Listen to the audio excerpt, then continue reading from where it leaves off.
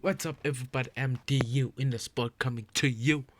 So my videos that I made stopped recording. The footage is gone. Like it stopped recording out of nowhere. I had to do this video. Please, any story time animated. Please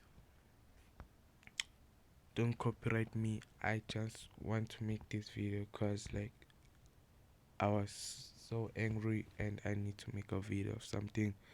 So I'm gonna react in this story and say my opinions and how I feel and all of that. So let's get into it. But again, please, storytime animated. Please do not copyright me. Please. I'm begging you. I'm asking. Please do not copyright me. I'm just doing this video because I didn't have any ideas and excuse me. I I was so mad and I didn't have the time. So the videos I made today gone. The footage didn't record. Gone. I was so mad. I stopped doing that video I wanted to do. I am doing this one. So I will tell you what video I did before this one. So later on in the video. So let's go. Lady smiled as she passed me in the mall.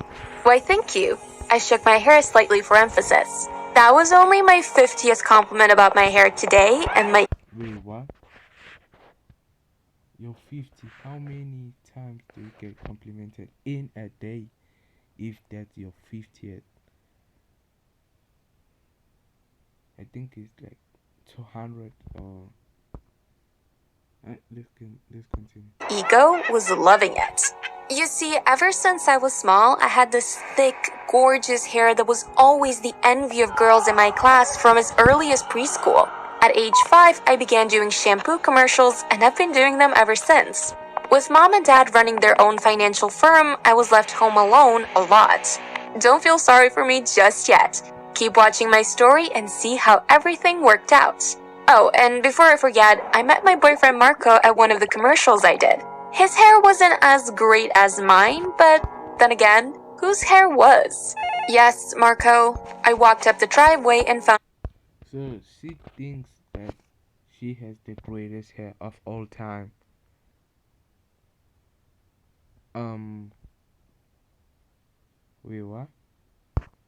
My keys in my purse. I'll meet you around 6, but don't keep me waiting this time. I turned the key into the hole and pushed open the front door.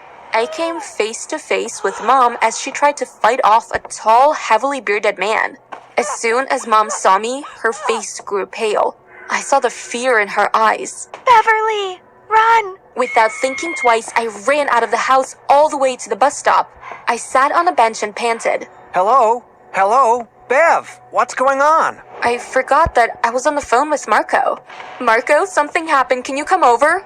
Marco agreed, and then we hung up. Who was that man? I'd never seen him before in my life. I didn't have to wait long for a bus, and approximately 30 minutes later, I arrived at Marco's. He was waiting on the front porch for me. He ran up and hugged me. This guy waited for you for 30 minutes, like 30 minutes straight, like 30 minutes.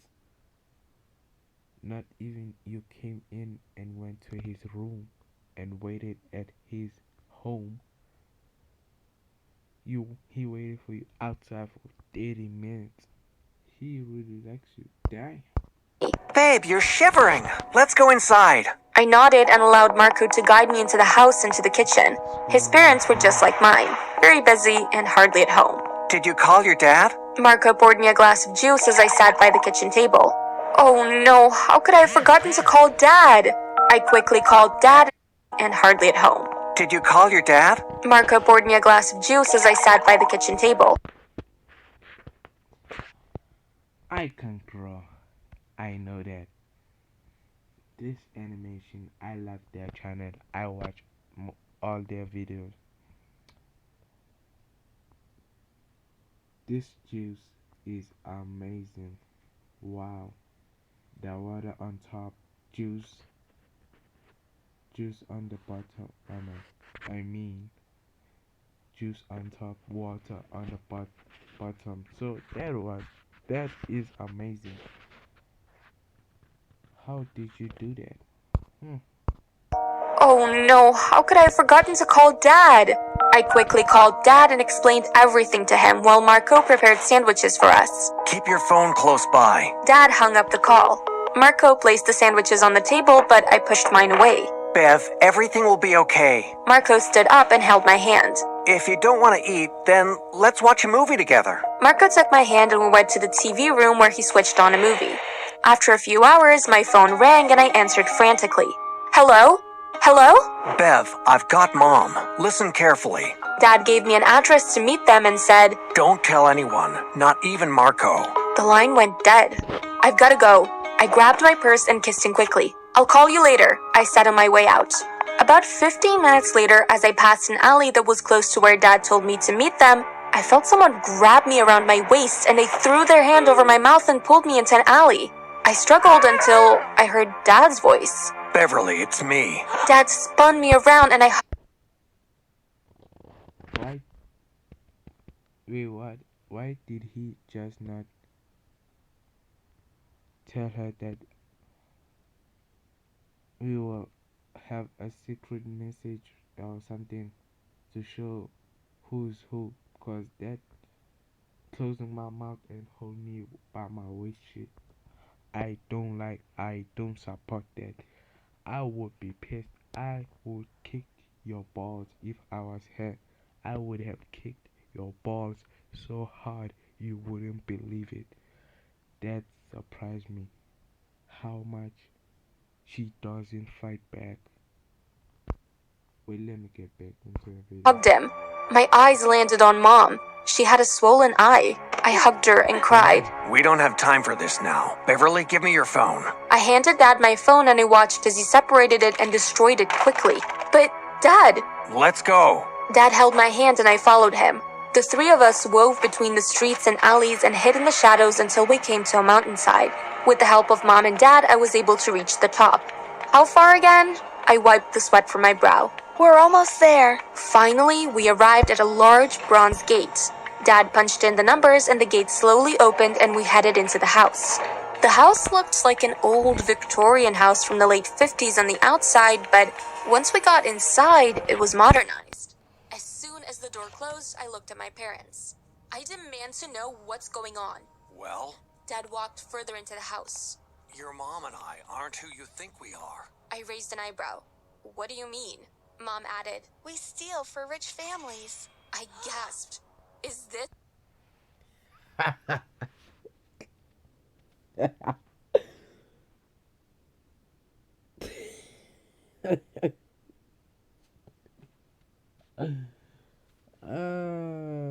Oh no.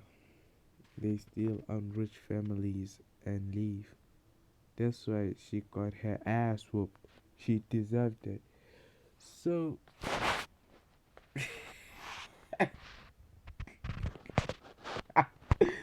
yo, that's wow. Let me get back. Swear you're never home? Because you're common thieves? There's nothing common about what we do. Dad's eyes grew dark. I ignored Dad and continued. So you're common thieves that, let me guess, are running from the law? What did you do, leave a fingerprint for the police to find? Dad raised his hand to slap me, but Mom caught it just in time. Beverly? That's what it calls discipline. You won't let a child speak at you like we are equal. Nope. You almost whooped her daughter's ass with the hardest slap of all mankind. I was surprised why people slap their children. Wow. I'm not getting racist or anything, but wow. When we went to retrieve the bracelet for our client, a $2 million bracelet, which was for the client's daughter's 18th birthday, I got jumped. And it never would have happened, but you insisted on doing the job solo. Dad rubbed his temples. I laughed. So another thief stole from you? That's laughable to say the least. This time, I got slapped, but it wasn't from Dad. It was from Mom. If we don't find the bracelet, all of us will never be seen again. You better pull yourself together and stop with the snide remarks. I have plenty more where that came from. I rubbed my face and willed myself not to cry. Why can't you just tell them you didn't get the bracelet? Because Dad looked between Mom and I. the bracelet was already paid for, and that's what they're expecting. We need to find those thieves before the client finds us. Honey, one more thing. Mom looked at me strangely. You'll have to cut your hair. What? No! It wasn't a suggestion. You will be cutting your hair. Damn! Look at the mother. Oh my god. It wasn't even a suggestion. It is a force. She must cut her hair. It is now serious. Is she going to cut her hair? Let's see. Let's find out. And Gina, get out the tattoo kit. I think she'll look nice with freckles. They already have the pictures we need to create different personas. Let's get to work. Over the next few hours, I changed from Beverly Madison to Faith Stevens. I cried throughout the entire process, from Mom cutting my hair to her tattooing. Wait. You cried because they cut your hair. Do you know how many times I got a bowl cut in my lifespan? Do you know how many times I got a bowl cut? I got a bowl cut so many times you wouldn't believe it. I gave that bowl cut a name by itself. I got a bowl cut like it was sweet. I gave a bowl cut like it was candy. I got a bowl cut every 2 weeks. Bowl cut. And she's crying that she lost a big chunk of her hair. It's not all of it. You can still grow it back. Damn, she tattooed your face to put dots.